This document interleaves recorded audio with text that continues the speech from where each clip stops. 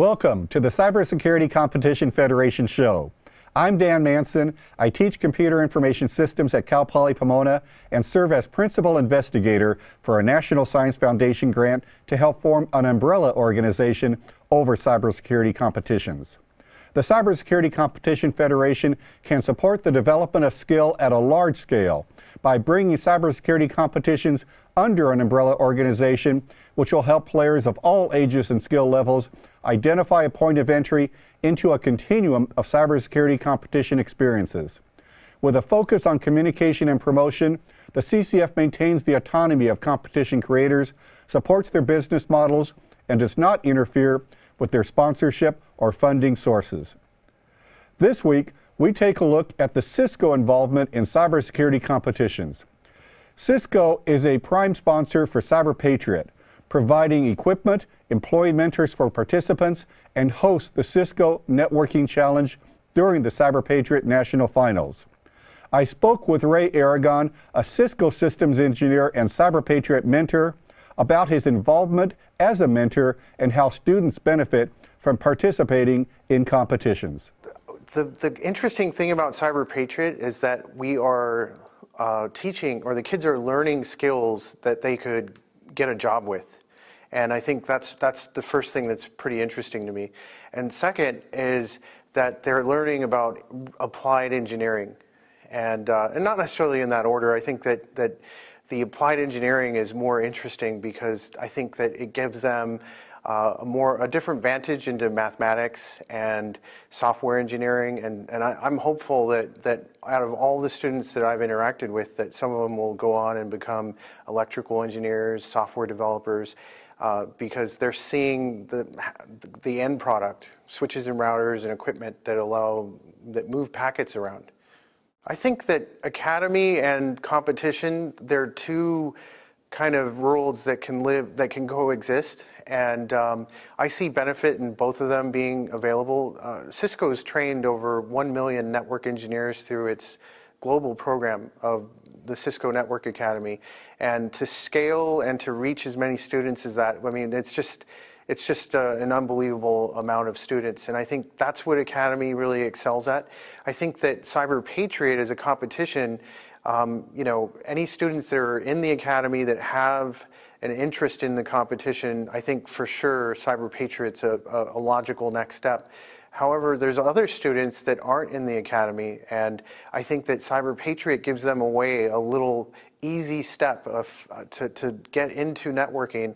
And when you first start, you don't know if you're going to make it to the finals. It's just you're hanging out with your friends, having fun. There's that kind of easy to sign up and to just get started kind of aspect to it. And I think that's what I like about Cyber Patriot. And once you're in, you can become as serious as you want. Strong Cyber Patriot engineers, competitors, can probably compete with Network Academy trained students. I've seen it already with some of the students at North Hollywood and at Franklin High School, where the really strong Cisco competitors, these students are pretty much at CCNA level, and I think that there's some students that go to Academy that may not have as much knowledge as some of these competitors. We have these events, and the kids are learning about them, and they are engaged. And keeping students engaged, that's the #1 thing. If they're engaged and they want to learn and they're passionate about it, then you're 80% there to ensuring you have successful students and successful college and university students. Every year I say I'm going to do 4 or 5 training sessions, but when I see these kids wanting more, when I see the kids going further in the competition and taking advantage of every opportunity to learn, I can't say no. I make more time to, I will rearrange my schedule as much as I can so that I can give them more sessions, as many as I can, so that they can get as much information and they need so that they can be successful. I don't want them to ever say, if only we had another 2 sessions with you, we could have won, got into the finals, or took the national cup. So they make me do a better job because they are inspiring to me. We are continuing our segment this week called Inside the Game.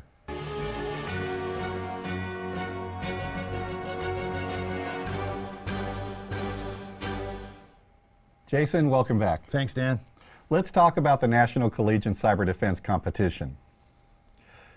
There are 10 regions that host CCDC competitions. Each regional covers a part of the country. The first regional CCDC this season is the Rocky Mountain Regional, being held this weekend. There are regionals being held from now until early April. The winners of each of these events will compete in the National CCDC April 24th to 26th in San Antonio. This is the 10th anniversary for CCDC. No one school has really dominated the competition.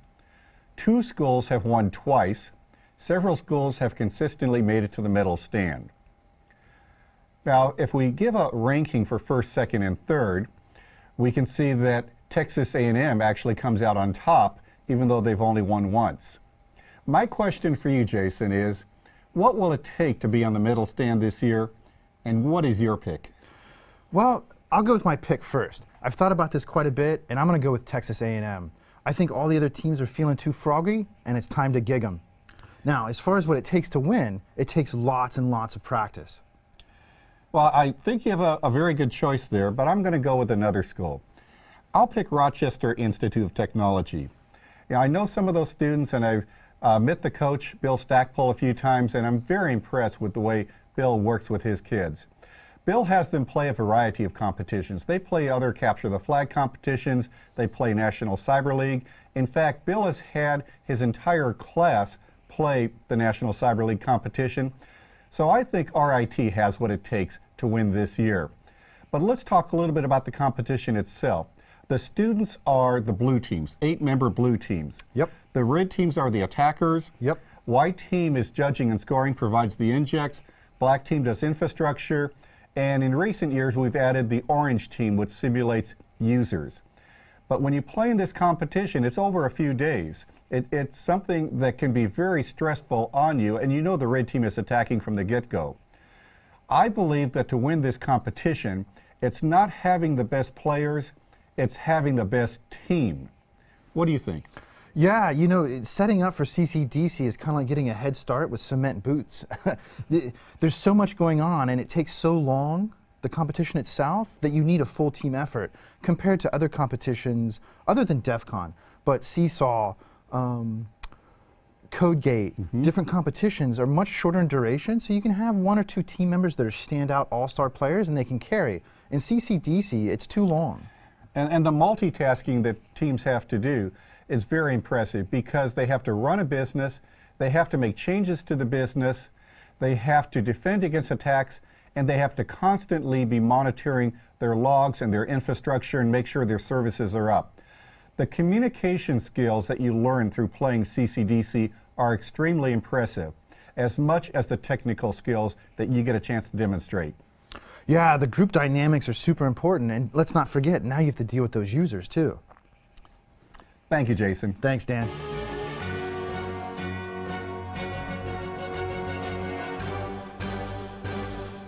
CyberFed will go on the road in March and April.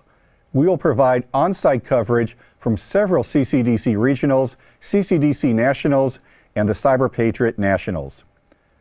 In the future, we will provide segments on a greater variety of cybersecurity competitions and related activities. In closing, we can compare basketball to cybersecurity competitions. We know that NCAA March Madness, CCDC, and CTF championships do not exist without hundreds of teams and thousands of players spending tens of thousands of hours honing their skills through individual practice, pickup games, team practices, and competitions. The difference for us in cybersecurity competitions is we have a co-ed team competition sport, and those that become good in this sport have a much better chance of going pro. If you have a competition you would like us to cover in a future show, please contact us at cyberfed.org. I'm Dan Manson. See you next week.